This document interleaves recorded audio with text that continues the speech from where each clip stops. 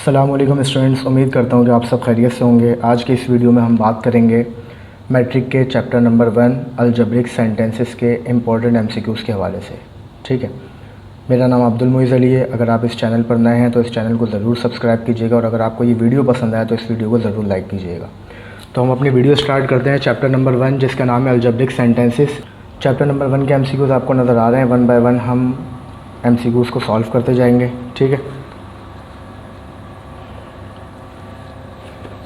तो पहला एमसीक्यूज़ है हमारे पास, the solution set of x plus Y equals to 6 when x equals to Y is, और 4 आपको ऑप्शन दिए गए हैं A, B, C और D।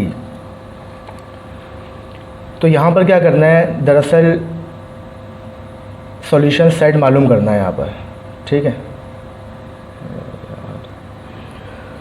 पहला एमसीक्यूज़ है हमारे पास, the solution set of x plus Y equals to 6 when x equals to Y is, और आपको 4 ऑप्शन दिए गए हैं।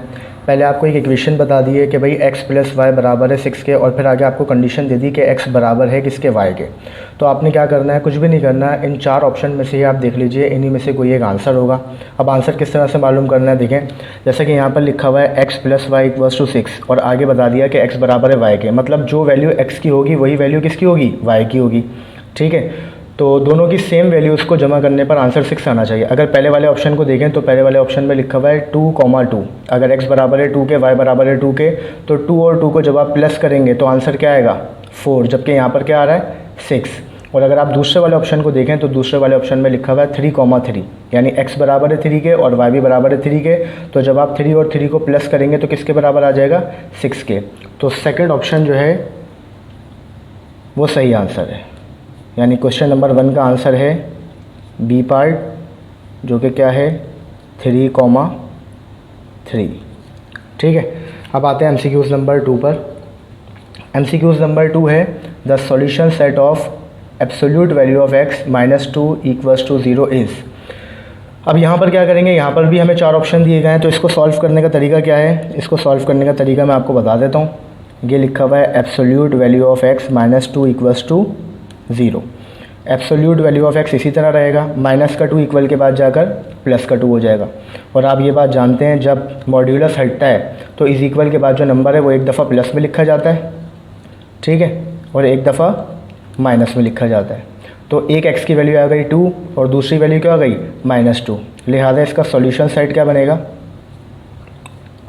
2, -2। तो इसका सही आंसर क्या होगा, ऑप्शन सी। ठीक है, ऑप्शन सी आपको क्या दिया हुआ है, +2, -2, ये इसका सही आंसर कहलाएगा। अब आते हैं एमसीक्यूज़ नंबर 3 पर। एमसीक्यूज़ नंबर 3 में लिखा हुआ है कि x लेस दैन और इक्वल टू 4 मीन्स, इसका क्या मतलब है, इसका मतलब ये है कि x 4 के बराबर भी है और x 4 से छोटा भी है।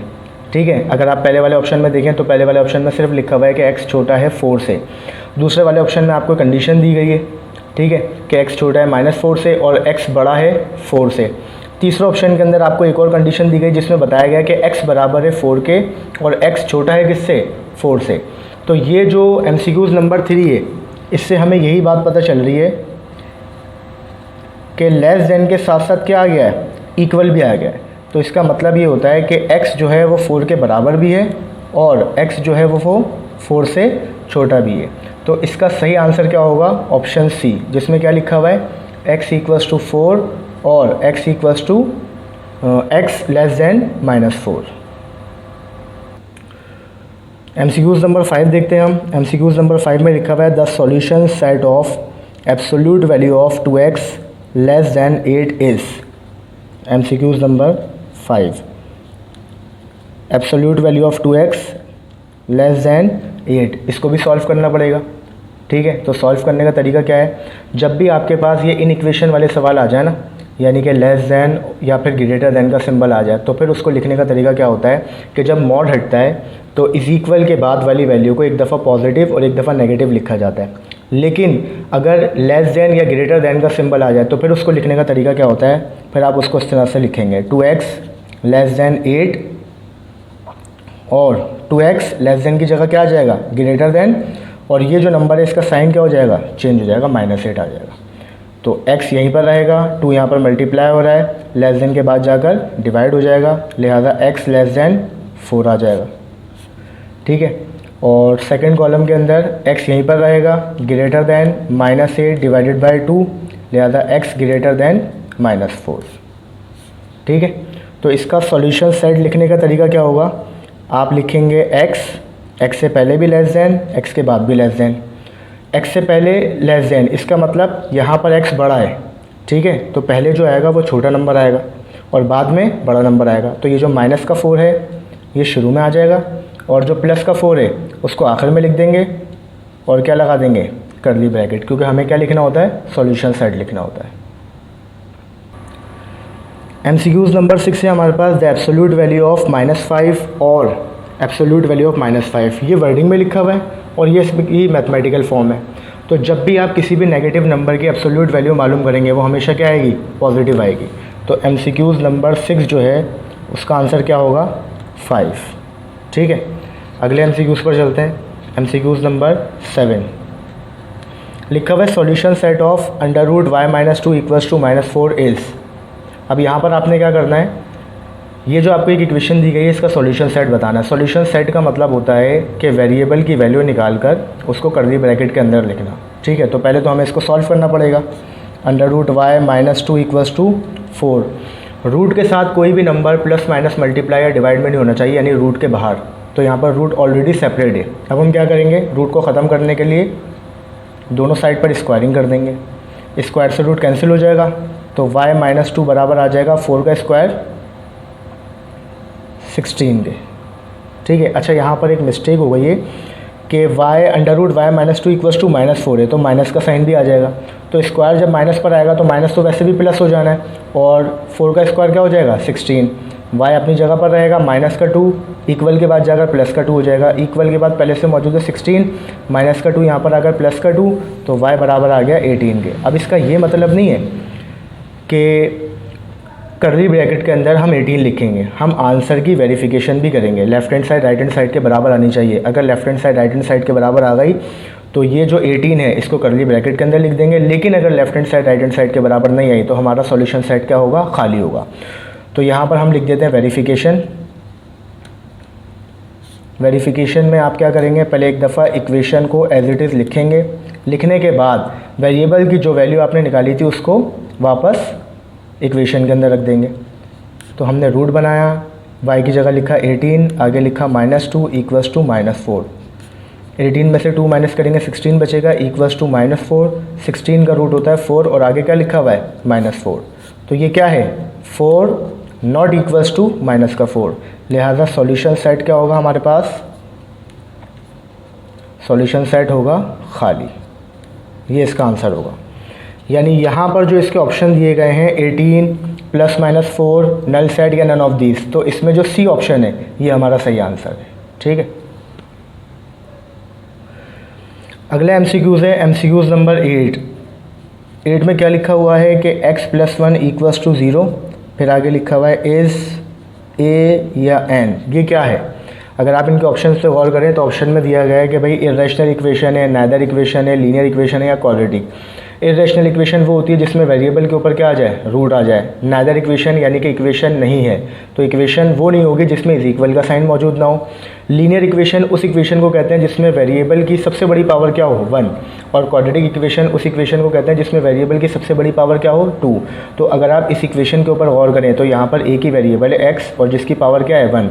लिहाजा इसका सही आंसर क्या होगा, ऑप्शन सी, यानी कि लीनियर इक्वेशन। ठीक है, अगला MCQs देखते हैं।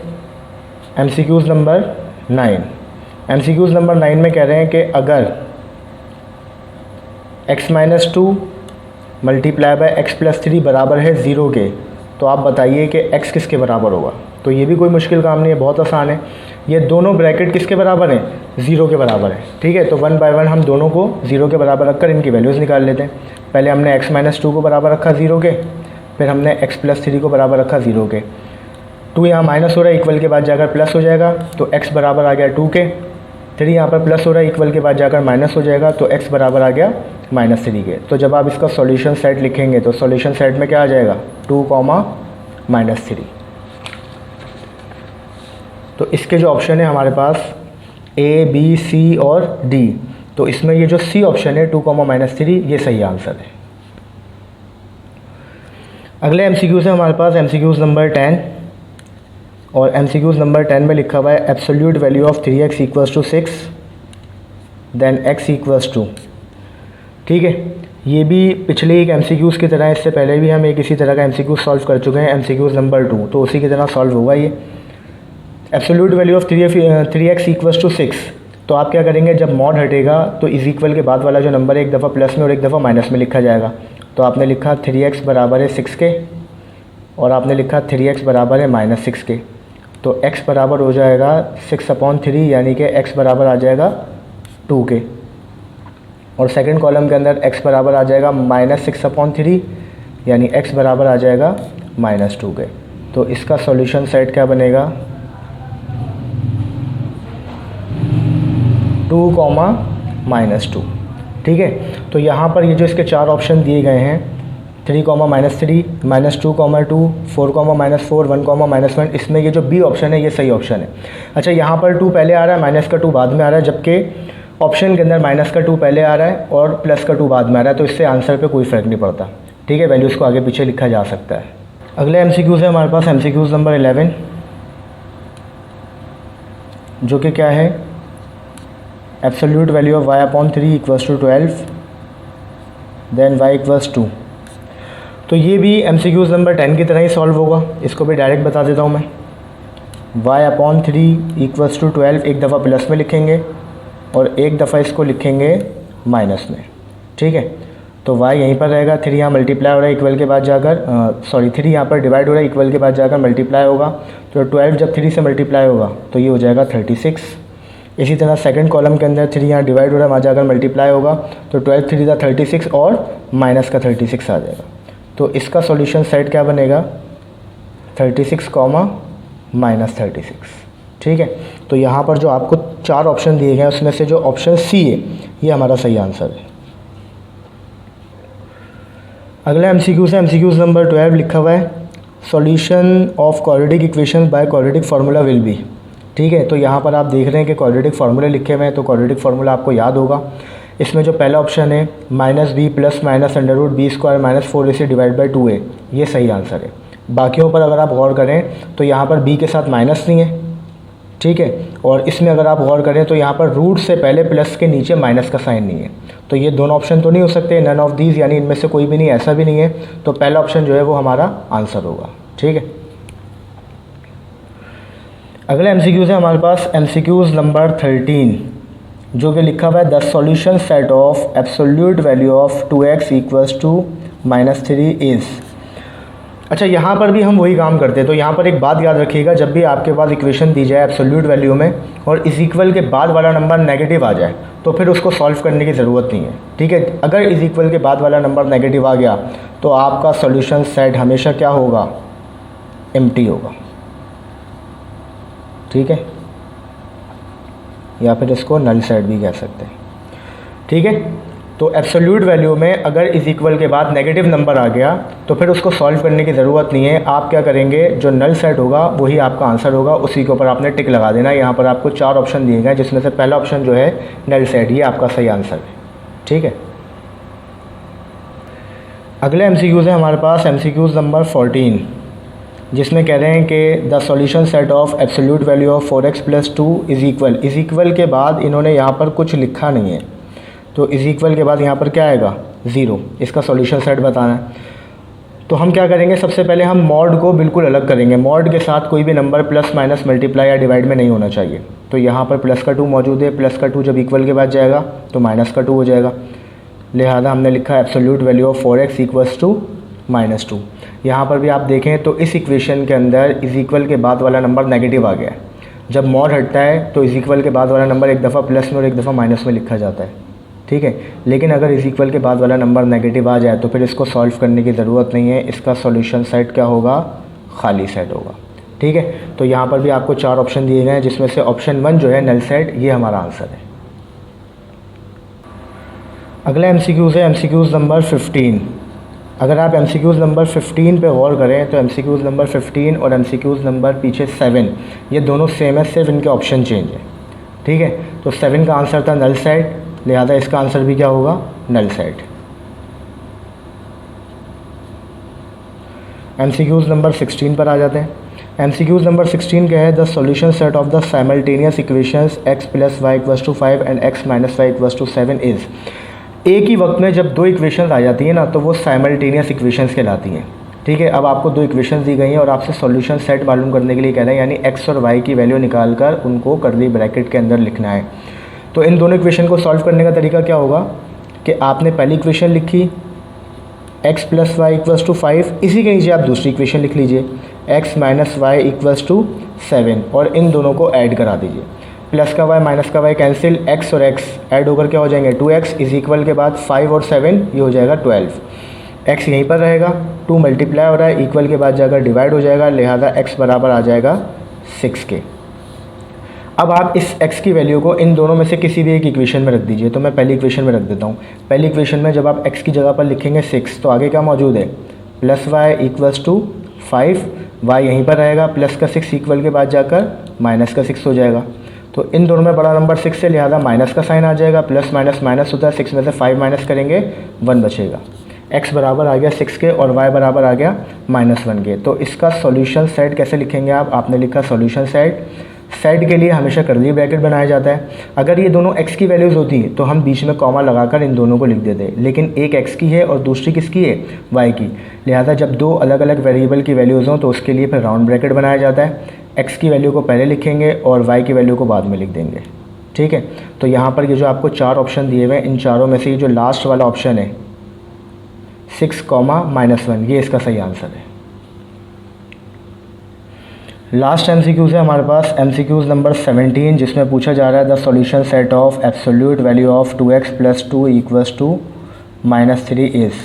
यहाँ पर भी देख लीजिए आप, नंबर नेगेटिव आ गया। जब इज इक्वल के बाद नंबर नेगेटिव आ जाए तो फिर उसको सॉल्व करने की ज़रूरत नहीं है, उसका सॉल्यूशन सेट हमेशा क्या होगा, खाली होगा। ठीक है, इसके बाद चैप्टर नंबर 2 स्टार्ट हो गया है। तो उम्मीद करता हूँ कि आपको ये सारे MCQs बहुत अच्छी तरह समझ में आ गए होंगे। इनकी एक दफ़ा प्रैक्टिस भी कर लीजिएगा।